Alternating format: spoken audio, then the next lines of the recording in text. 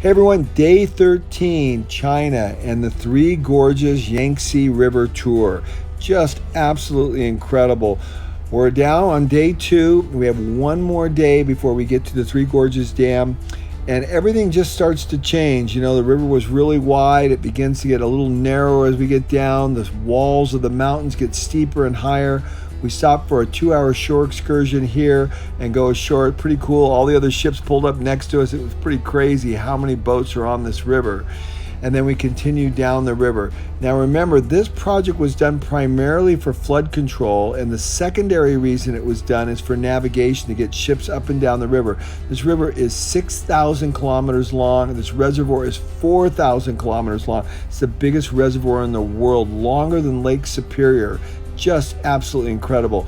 And we stopped along here to take another tour up a small tributary or small river, and we got in small boats and we went up there. It was very beautiful, very cool. Lots of small little towns, villages built into the hillside. Boy, it is just crazy the way these people live along this river. And remember, there's 400 million people that live along this river. It doesn't look like it, but we passed lots of really big cities.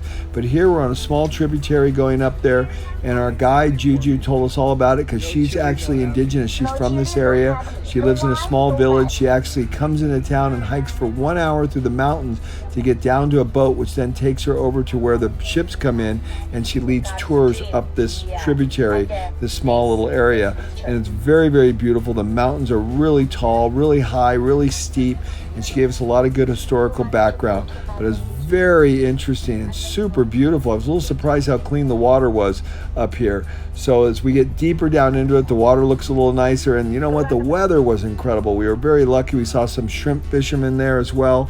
We took off and continued down there, and before long, it was almost shocking.